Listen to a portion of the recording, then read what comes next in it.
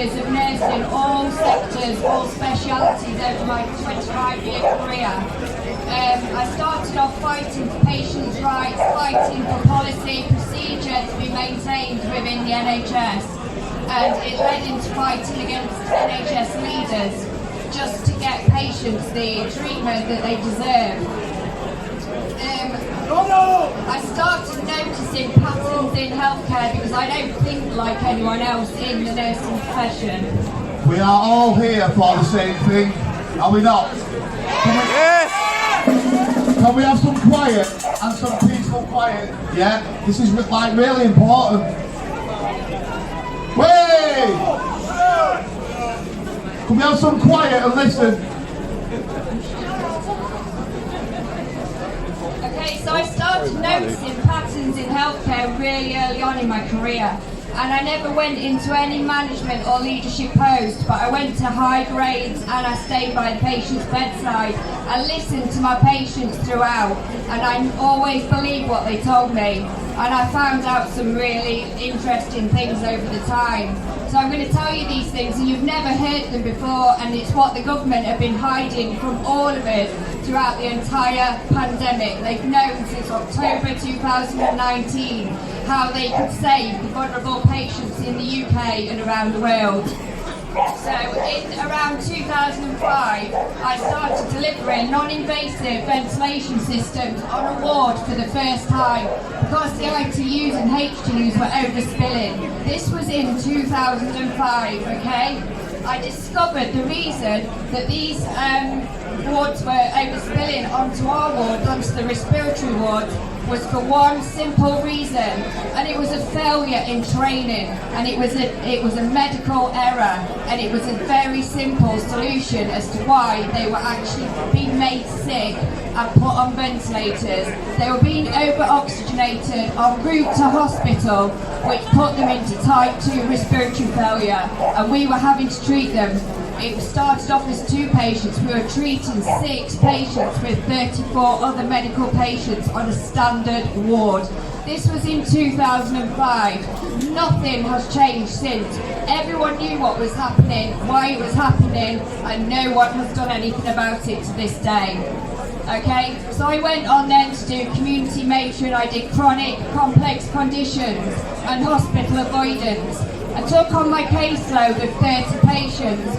Not one of them fell into a chronic conditions section after 3 weeks of proper treatment, proper care from a proper nurse that knew what they were doing. Everyone hates to treat these patients. They don't know what they are doing. They don't take the time and they don't have the knowledge to treat it.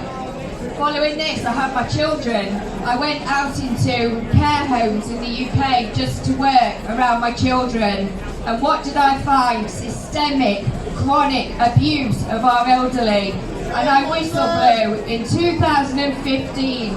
The council and the council social workers and my local police covered it up. And I ended up taking it to court with the NMC.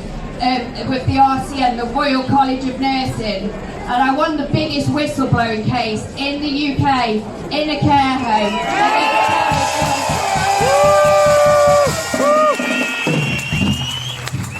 Since that time, since I did that, I won in 2017, and I asked them to reopen my case. I asked them to reopen why 5 elderly patients died through misconduct, neglect, and abuse. Okay, so what did they do? They removed my children illegally. So they removed my eldest child. He was gone. It took me 5 years to get my children back. I just got them back on the 27th of December this last year on my birthday.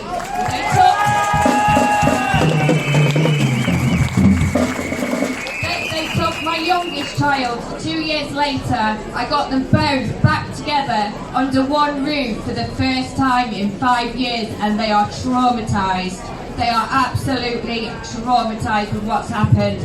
I have taken this case around every single governing body in this country, the IOPC, Social Work England. I've been to the World Health Organisation, the NMC, the RCN, begging for my life, my children's life, and no one would help me.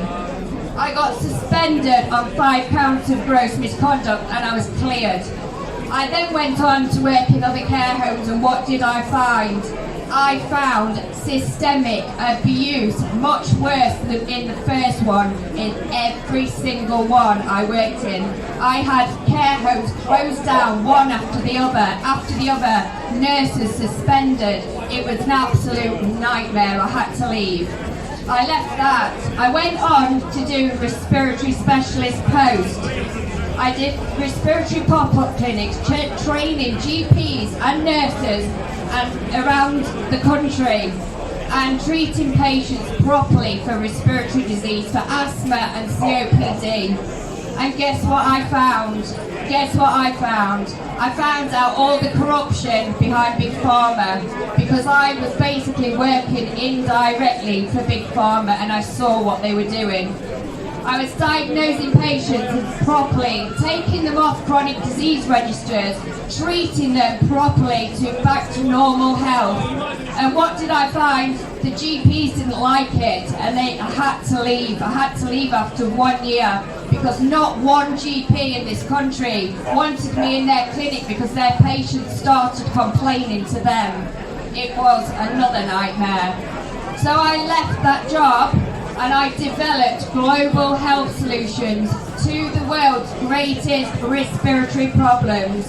I presented them to our UK government and Parliament, Boris Johnson, Keir Starmer, every single member in that government in 2019, October 2019, knew of systems to save asthma and COPD and diabetic patients at 90% less cost to taxpayers, which would have saved the NHS from privatisation. And what happened? 3 weeks later, we had a pandemic. The same photographs from SARS-CoV-1 that I remember when I was working in the NHS, the very same films on the TV from China, they were exactly the same. And here we go. I went out onto LinkedIn again, begging for my life, and I sent this out to 16,500 global leaders trying to save global health. I sent it to the World Health Organization. I was trolled, I was abused, and it has never ended to this day. That people, you can see all of my videos, I've been silenced on LinkedIn. I got suspended from LinkedIn. I had 3 million Twitter followers. I was taken down just after Trump. I had social, Facebook, Gab, everywhere, and I will not be heard on any of those platforms because they are silencing me. And the worst platform of them all is Telegram. They won't even hear me at all. They won't let me speak at all for some reason. Okay, so in lockdown 1, I also developed solutions to mental health. I offered them free to the world, free, and they were systemic solutions to save 90% cost, save our NHS, and save our people from the mental health problems that I knew would develop from a lockdown in a country that was already crazy from our government actions. And they ignored them. They ignored them to debate Scotch eggs and to talk about birthday cakes, birthday parties, and whatever they are doing. It is all a diversionary tactic away from the truth and to silence this fact. And the reason they want to silence it is because the system ended global corruption. They ended the elite, and they lifted the poor into health and wealth once and for all. They reduced the retirement age because they saved so much money. One of those conditions 20 years ago was predicted to be worth $186 billion in the USA alone. Now these were global solutions which would have saved everyone in this world and gave them the opportunity to lift themselves into perfect health and wealth without Big Pharma and their killer medicines. So we need to stand together, we need to unite the people that are vaccinated and unvaccinated and not listen to any of this nonsense and diversionary tactics that they are playing, because it's all conspired.